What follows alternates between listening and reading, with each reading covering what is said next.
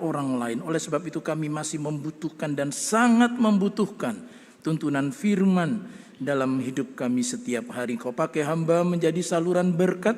Di dalam nama Tuhan Yesus Kristus kami berdoa. Haleluya. Amin. Puji Tuhan, Bapak Ibu Saudara-saudara sekalian, selamat pagi, Shalom. Sebenarnya dengan mendengarkan pujian dari paduan suara Mazmur Bakti Pria, khotbah sudah selesai. Oleh karena itu 1 Korintus pasal 13 mulai ayat 1 sampai ayat 13 sudah jadi lirik lagu yang begitu indah. Ya, tetapi tidak mengapa, untuk beberapa menit kita akan masih berkonsentrasi untuk mendengarkan khotbah kedua. Amin. Puji Tuhan. Patuh tanpa mengeluh. Sebenarnya dalam peristiwa Natal kita banyak belajar ya tentang berbagai hal yang dapat membentuk karakter kita menjadi bertumbuh ke arah Kristus. Sama seperti yang Bapak Gembala Senior pernah katakan, setiap kali berkhotbah Natal kisahnya ya sekitar kelahiran Yesus Kristus. Tetapi selalu saja ada inspirasi untuk bisa disampaikan, untuk bisa kita peroleh dalam peristiwa Natal itu. Dan pagi ini adalah patuh tanpa mengeluh. Nah, mari kita akan melihat satu pernyataan dalam kitab Kisah Para Rasul. Kitab Kisah Para Rasul pasal yang kelima ayat 31 dan ayat 32. Kisah Para Rasul pasal 5 ayat 31 dan 32. Dialah yang telah ditinggikan oleh Allah sendiri dengan tangan kanannya menjadi pemimpin dan juru selamat supaya Israel dapat bertobat dan menerima pengampunan dosa. Dan kami adalah saksi dari segala sesuatu itu. Kami dan Roh Kudus yang dikaruniakan Allah kepada semua orang yang mentaati Dia. Nah, Bapak Ibu Saudara-saudara sekalian, kalau kita membaca dua ayat ini, maka dikatakan bahwa Yesus Kristus itu sekaligus bisa disebut sebagai pemimpin dan juru selamat. Nah, sebagai juru selamat tujuannya apa? Supaya Israel, yang lebih luas lagi, supaya setiap orang dapat bertobat dan menerima pengampunan dosa. Yesus Kristus dalam peristiwa Natal datang sebagai juru selamat. Untuk apa? Supaya kita semua dapat bertobat dan menerima pengampunan dosa. Dua hal ini penting, bertobat dan menerima pengampunan dosa. Tidak mungkin pengampunan dosa itu diperoleh jika orang-orang tidak mau bertobat. Bertobat itu artinya berbalik arah 180 derajat dari yang tadinya menjauh dari Tuhan lalu kembali kepada Tuhan. Itu disebut bertobat.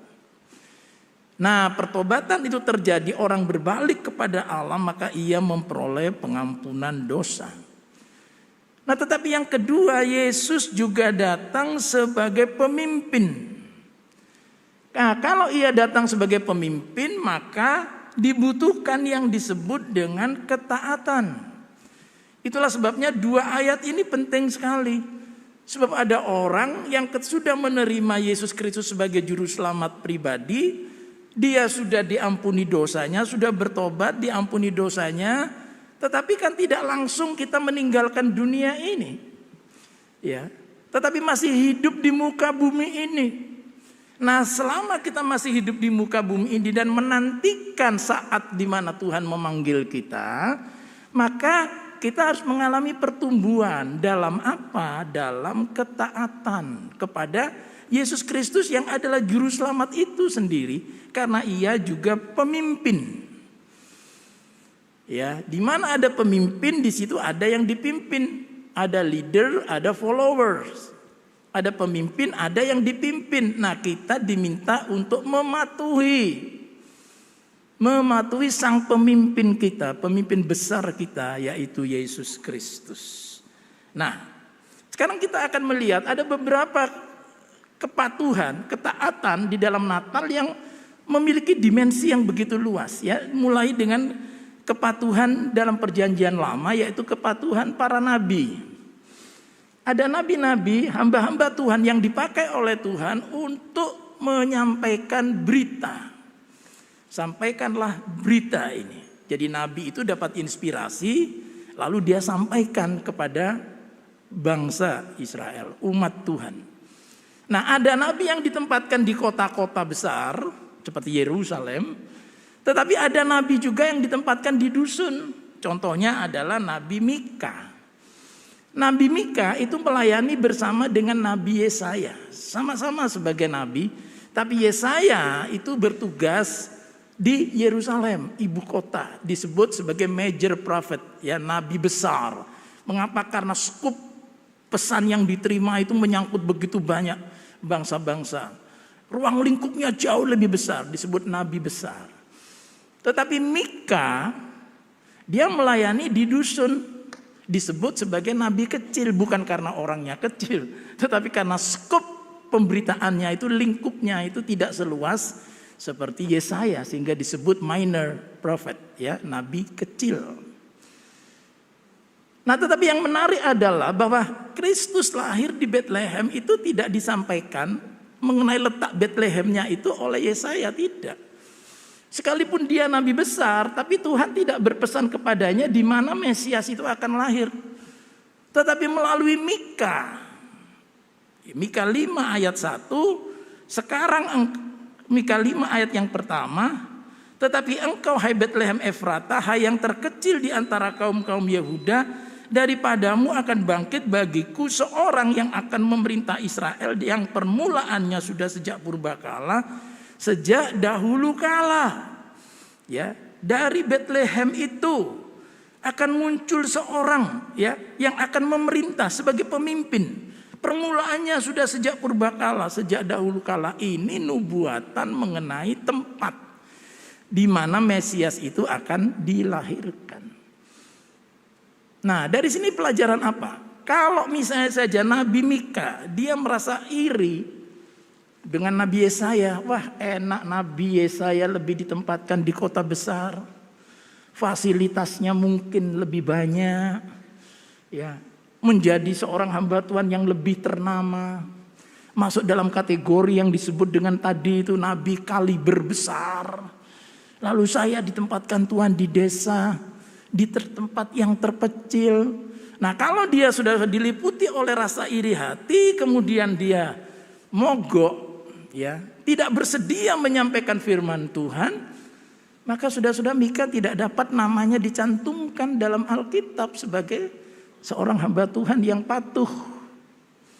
Tetapi ia patuh tanpa mengeluh. Mau ditempatkan di kota kecil tidak masalah. Mau ditempatkan di tempat yang tidak seperti Yesaya tadi itu tidak masalah. Saya ditempatkan Tuhan dimanapun, lagunya itu mana-mana Tuhan panggil, ya kan? Mana-mana Tuhan panggil, bekerja di ladangnya Tuhan. Nah, ini kalau skopnya lebih diperluas adalah sampai kepada apa yang Rasul Paulus katakan mengenai anggota-anggota dalam tubuh Kristus. 1 Korintus 12 ayat 27. 1 Korintus 12 ayat 27. Kamu semua adalah tubuh Kristus dan kamu masing-masing adalah anggotanya. Mari kita jalankan peran kita masing-masing dengan penuh kepatuhan tanpa keluhan. Ada seorang ibu, enak suami datang capek langsung tidur. Anak-anak juga pulang sekolah langsung taruh tasnya, langsung bisa main game misalnya. Nah, aku terus kerja, ya, pekerjaan tugas seorang istri, seorang ibu itu tidak ada habisnya. Sekarang saya mau nanya kepada kaum ibu, ya, tubuh kita itu ada yang berhenti karena memang waktunya berhenti, misalnya mata itu kalau tidur yang merem. Saudara mau waktu tidur melek?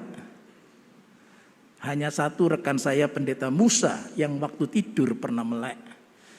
Karena ketika di Amerika tidurnya di Hyatt, lalu dia berkata bayar larang-larang kok merem. Jadi dia tetap melek, ya. Tetapi pada umumnya orang tidur itu matanya menutup, selesai tugas sesaat, ya, tapi tidak merem terus ya. Tetapi yang namanya jantung, lalu jantung berkata, karena mata itu sudah menutup, tidur, ayo aku juga mau berhenti. Halo.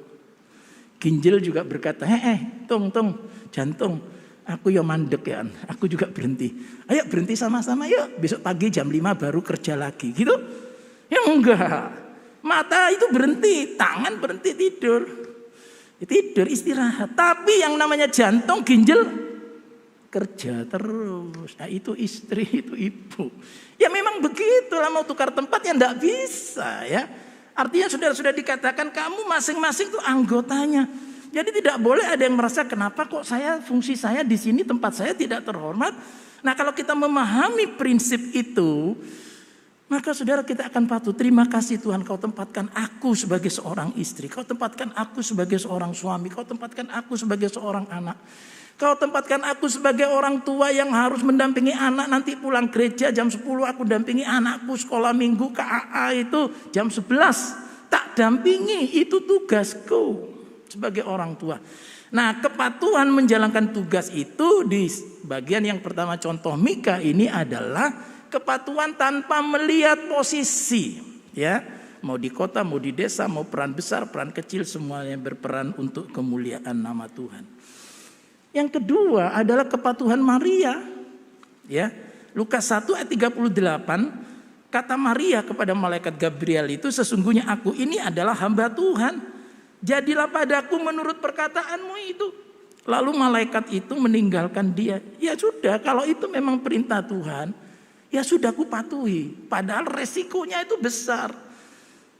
Dengan menerima perintah Tuhan itu, menaati, mematuhi perintah Tuhan supaya dia bersedia rahimnya. Itu saudara-saudara mengalami yang disebut dengan kehamilan dari Roh Kudus, mengandung dari Roh Kudus, maka dia menghadapi resiko yang tidak mudah, bukan? Bisa dianggap sebagai hasil perzinahan, bisa dianggap saudara-saudara sebagai ketidaksetiaan, dan itu hukumnya waktu itu dia bisa mengalami rajaman batu. Sama seperti Yohanes pasal 8, bukan? Kalau sampai ada orang kedapatan berzina itu bisa mati dirajam batu. Belum bisa mengalami penolakan dari tunangannya yaitu Yusuf. Jadi resikonya berat. Tetapi Maria berkata, aku ini siapa? Aku ini hamba Tuhan. Dia tidak katakan pakai saja rahim orang lain. Masih banyak tuh. Ya. Masih banyak perempuan-perempuan, mengapa harus saya? Why me? Mengapa saya?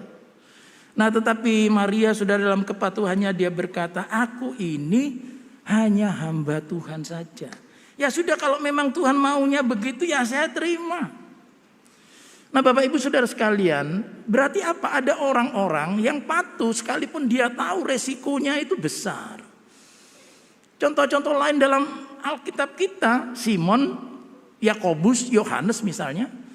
Mereka berisiko ketika mereka meninggalkan hasil tangkapan ikan dan profesi mereka sebagai nelayan. Dalam Injil Lukas lalu dikatakan mereka meninggalkan segala sesuatunya lalu mengikut Yesus. Karena Yesus berkata, aku akan jadikan kamu dari penjala ikan menjadi penjala manusia. Mereka langsung menanggalkan semuanya, lalu kemudian meninggalkan semua ikan itu perahu, ya, lalu mengikut Yesus menjadi penjala manusia. Padahal saudara-saudara pada waktu itu Yesus tidak berkata nanti kamu akan mendapatkan ini dan itu, ini dan itu. Itu baru nanti dalam pengajarannya ketika murid-murid bertanya, Tuhan kami sudah meninggalkan semuanya, kami akan dapat apa? Tapi awalnya tidak ada pertanyaan itu. Nah ketika di tengah pelayanan mereka ada pertanyaan itu, Yesus menjawab, barang siapa yang karena aku meninggalkan ayah ibunya, meninggalkan yang selama ini menjadi sandaran hidupnya, ia akan mendapatkan ganti sekian kali lipat. Nah Bapak Ibu Saudara sekalian, tapi ada resiko bukan di situ?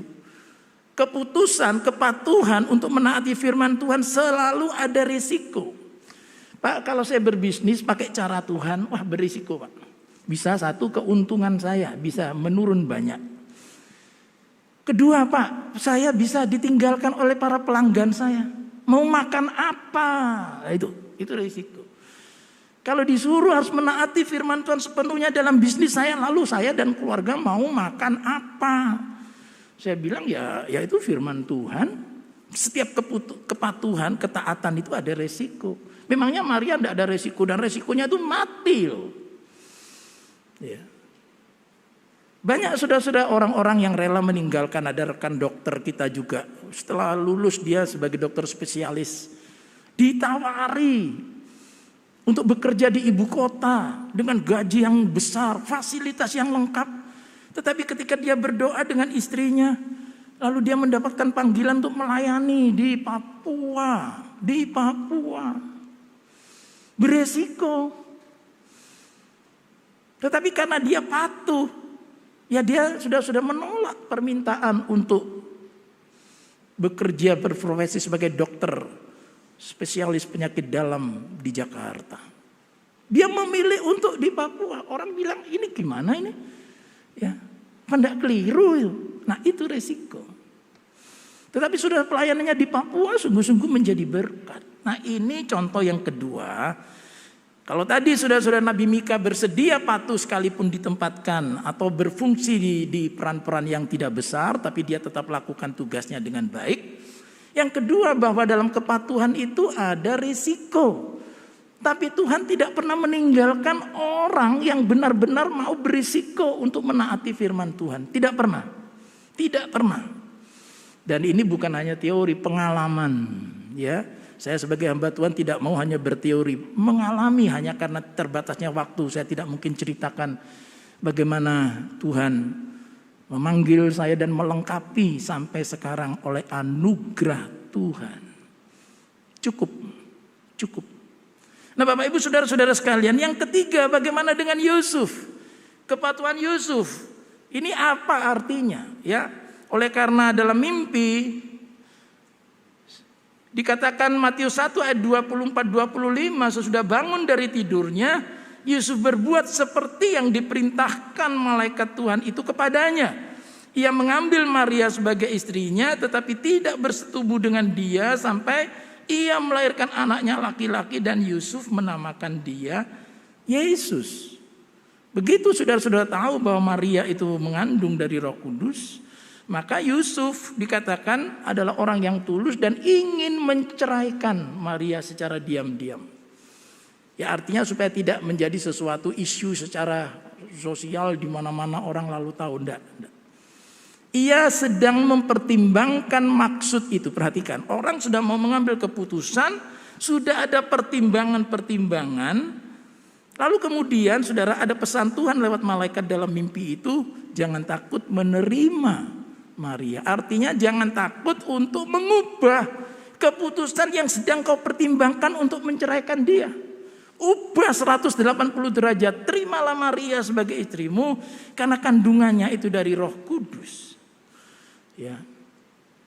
Lalu saudara-saudara, Yusuf dikatakan dia menaati, mematuhi pesan Tuhan itu. Dia mengubah keputusannya dari yang tadinya untuk kepentingan dirinya menjadi untuk kepentingan Tuhan dan orang lain.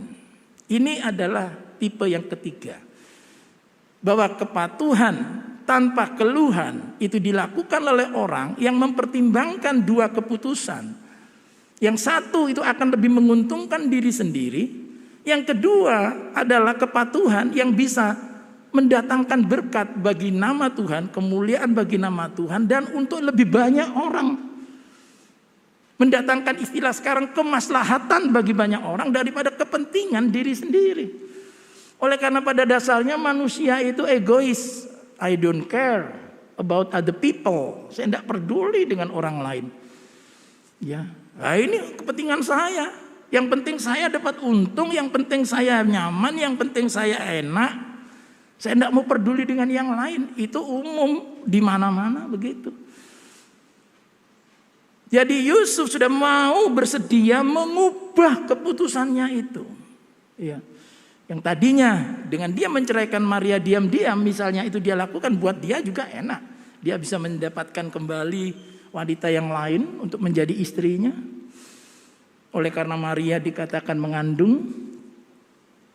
Dan saudara-saudara zaman itu mengandung Kalau mengatakan dari Roh Kudus, orang akan berkata, Maria ini agak begini. Gimana ada mengandung ya karena seorang laki-laki yang menghamili kan. Tapi saudara-saudara, Yusuf berani untuk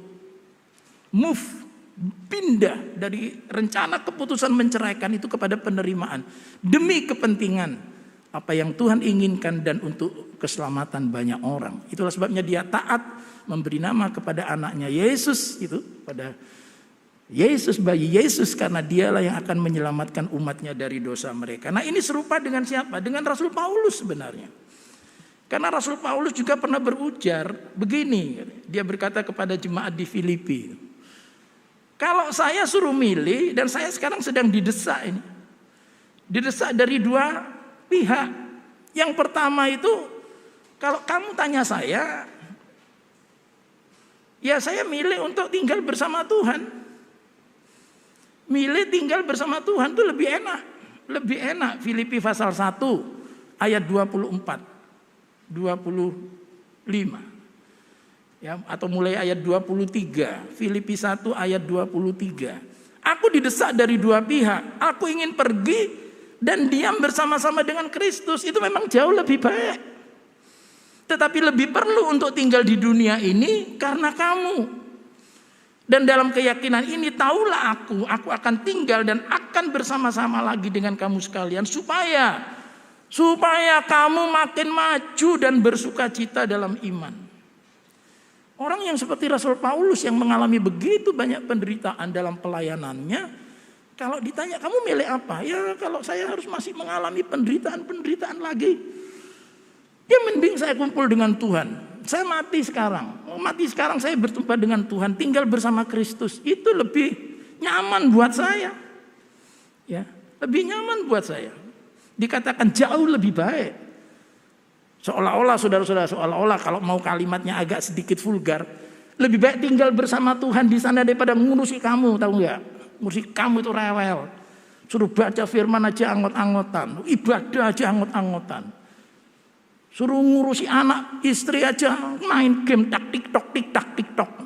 Sampai anaknya kecemplung kali gak ngerti. Ya. Nah Bapak Ibu Saudara sekalian, daripada ngurusi banyak orang, karena kalau hamba Tuhan seperti Rasul Paulus, yang diurus itu bukan masalahnya sendiri, orang yang konsel sama dia. Ngurusi masalahnya orang, ikut pusing, ikut terbebani, waduh ruwet.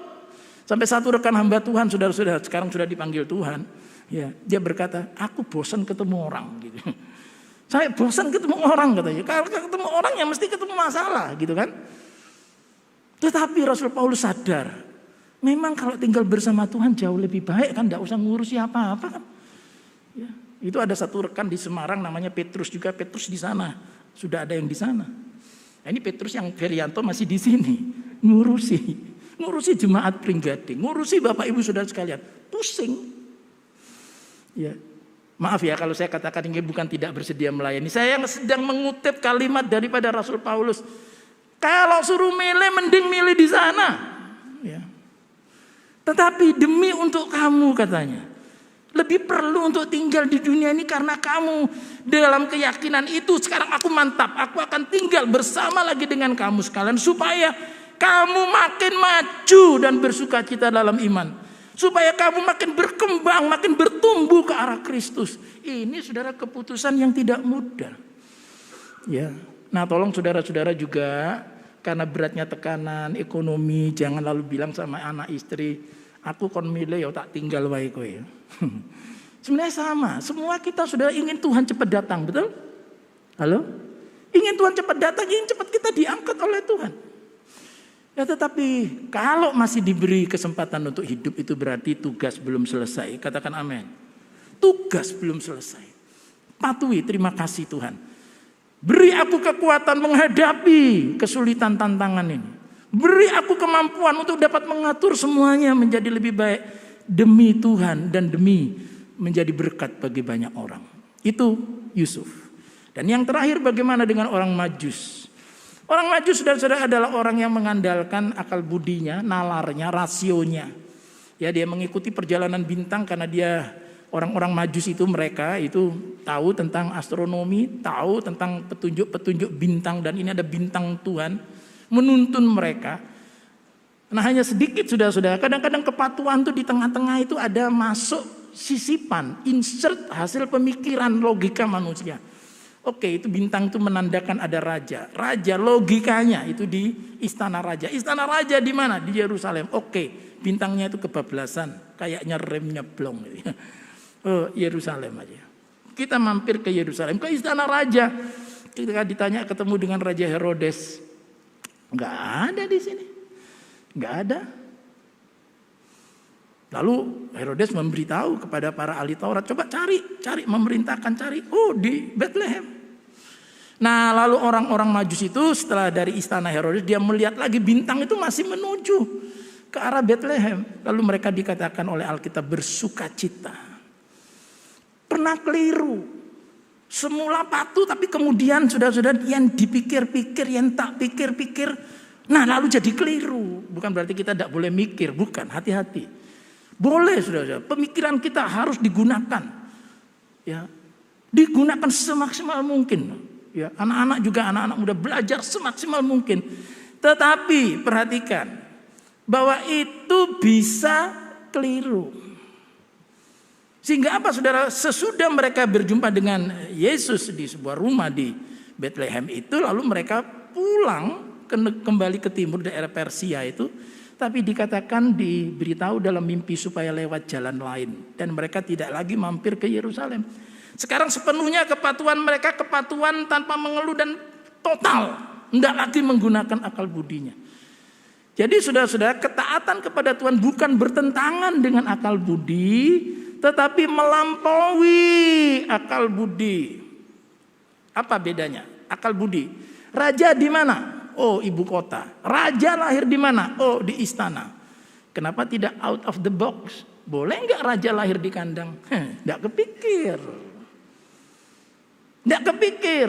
Raja kalau naik kereta kuda kencana, dikawal oleh banyak prajurit. Boleh nggak raja masuk Yerusalem naik keledai? Saudara-saudara tahu? Perhatikan. Jangan saudara-saudara mengabaikan sesuatu yang nampaknya weird, nampaknya aneh. Oh ya? Tapi kalau itu Tuhan yang suruh, patuhi. Patuhi. Berhenti dari sudah menggunakan, mengandalkan, bukan berhenti menggunakan, maaf, berhenti mengandalkan cara berpikir kita itu. Ya. Kalau Tuhan ternyata menyuruh kita melakukan sesuatu, mungkin itu sebagai pionir, sesuatu yang baru saudara memulainya, orang lain belum memulainya. Mungkin orang akan ketika lihat saudara melakukan itu aneh ya. Nuh membangun bahtera di atas gunung, aneh. Yesus lahir di Bethlehem, raja di atas segala raja, aneh. Nah, tetapi sebenarnya Tuhan sedang bekerja melampaui akal budi kita. Biarlah kiranya 4 contoh kepatuhan ini. Kepatuhan para nabi perjanjian lama tanpa melihat posisi dan fungsi. Yang kedua, kepatuhan daripada Maria, kepatuhan untuk menerima segala resiko. Kepatuhan daripada Yusuf, yaitu kepatuhan untuk berani mengubah keputusan demi kepentingan banyak orang. Dan yang keempat, kepatuhan orang-orang Majus yang berhenti dari mengandalkan akal budi, tapi tunduk kepada pimpinan Tuhan. Dan biar kiranya memasuki tahun 2022, kita akan berkata, aku mau lebih taat, aku mau lebih setia. Aku mau lebih taat, aku mau lebih setia. Tuhan memberkati firman-Nya. Taat dan setia.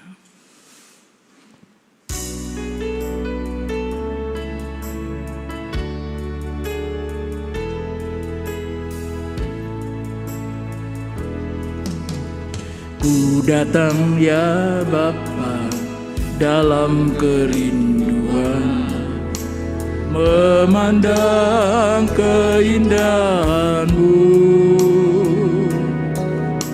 Ku berikan segalanya, semuanya yang ada.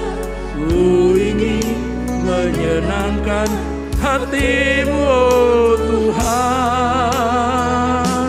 Jadikan aku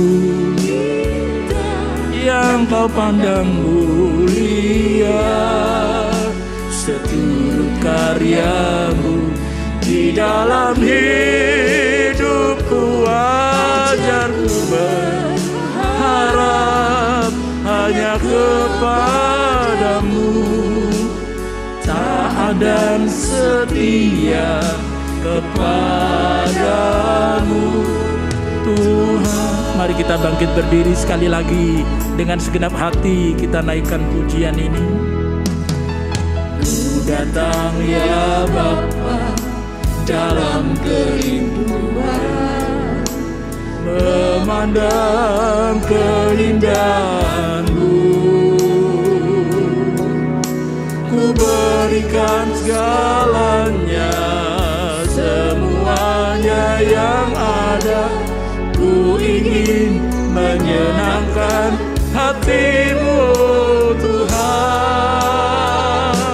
Jadikan aku indah yang kau pandang mulia, seturut karya-Mu di dalam hidupku. Ajarku berharap hanya kepadamu, taat dan setia kepadamu Tuhan. Taat dan setia, taat dan setia, taat dan setia, setia kepadamu Tuhan.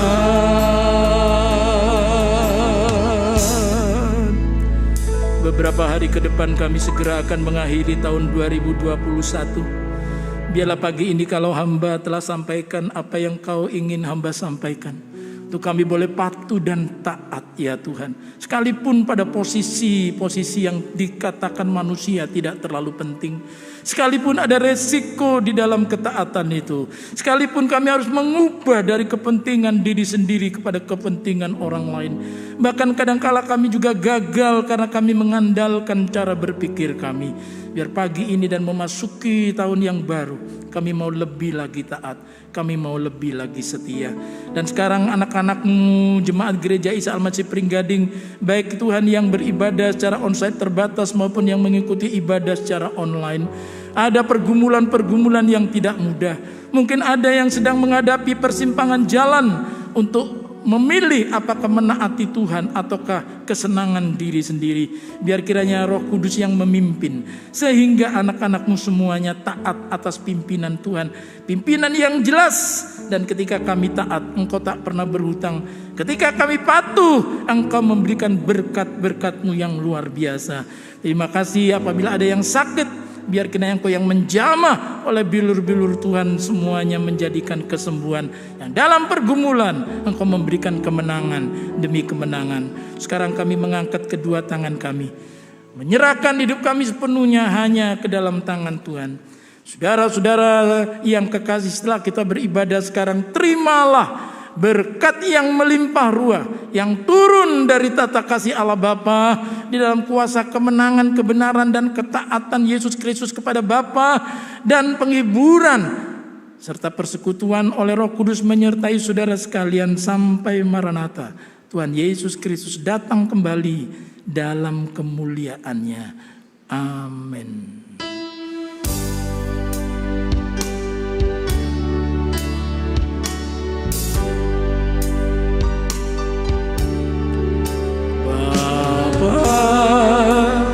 Terima kasih.